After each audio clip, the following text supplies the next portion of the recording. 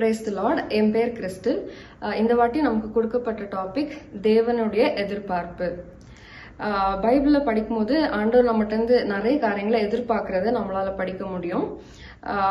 ஆண்டவர் நம்ம மனம் திரும்பி அவர்கிட்ட வரணும்னு விரும்புகிறார், பரிசுத்தமா வாழணும்னு விரும்புகிறார், அவருக்காக ஊழியம் செய்யணும், அப்படி நிறைய காரியங்களை ஆண்டவர் எதிர்பார்க்கிறார். அவருடைய எதிர்பார்ப்பை நிறைவேற்றினவங்களை குறித்தெல்லாம் ஆண்டவர் சாட்சி கொடுத்துருக்கதையும் நம்ம பைபிளை பார்க்க முடியும். அவருடைய நிறைய எதிர்பார்ப்புகள் உண்டு. அதுல ஒரு காரியத்தை நான் சொல்ல விரும்புறேன். நமக்கு எல்லாருக்கும் தெரிஞ்ச ஒரு சம்பவம் லூக்கா 15வது அதிகாரத்துல இளையகுமாரனோட ஸ்டோரி இருக்கு. அதுல 2 காரியங்களை நான் சொல்ல விரும்புறேன். ஒன்னு உணர்வு, 2வது உறவு. இந்த இளையகுமாரன் அப்பா விட்டு தூரமா போயிட்டான். அவன்கிட்ட இருந்து அப்பா எதிர்பார்த்தது ஒண்ணுதான், உணர்வு அடையணும். அவன் செஞ்ச தப்பு அவன் உணர்ந்து அப்பாட்ட திரும்பி வரணும்னு எதிர்பார்த்தாரு. அதே மாதிரி அவன் திருப்பி வந்தப்போ அப்பா அந்த இளையகுமாரனை பத்தி சொல்றாரு.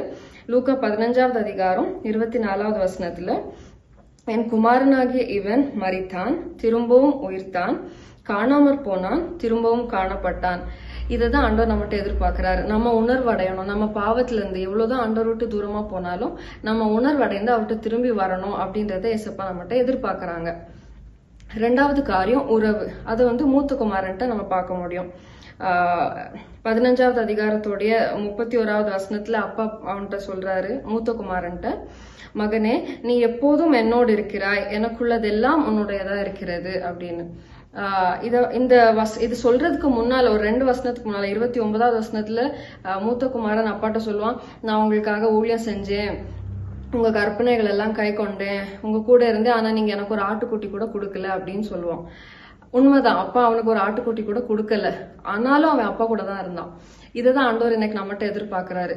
நம்ம ஆண்டவர்கிட்ட ஒரு நன்மைக்காக மட்டும் அவர்கிட்ட போகிறவங்களா இருக்காம, அவரு என்னோட எதிர்பார்ப்பை நிறைவேற்றலனாலும் நான் அவரோடு இருப்பேன், அவரோடு உள்ள உறவு, அதுதான் ஆண்டவர் இன்னைக்கு எதிர்பார்க்கிறாரு. நம்ம எவ்வளவு அவரை நேசிக்கிறோம், அவரோடு இருக்கணும்ன்றத நம்ம பார்க்கணும். ஒரு விஷயம் ஆண்டவர் நம்மளை தேடி வந்தாரு, நம்மளை ரட்சித்தாரு, மீட்டு கொண்டாரு. இனி நம்ம அவரை தேட விடக்கூடாது, நம்ம தான் அவரை தேடி போகணும். என்னுடைய எதிர்பார்ப்பை அவர் நிறைவேற்றுவாரு, அதுக்கு மட்டும் அவர்கிட்ட போகாம அவருடைய எதிர்பார்ப்பு என்ன, அதை நான் நிறைவேற்றணும், அந்த நிலைக்கு நம்ம வரணும்ன்றத ஆண்டவர் நம்மகிட்ட ரொம்ப விரும்புறாரு. உலகம் உன்னிடத்தில் உள்ளதை எதிர்பார்க்கும் போது அவர் உன்னிடத்தில் உறவை உருவாக்கி கொள்ள எதிர்பார்த்து நிற்கிறார். தேங்க்யூ. God bless you.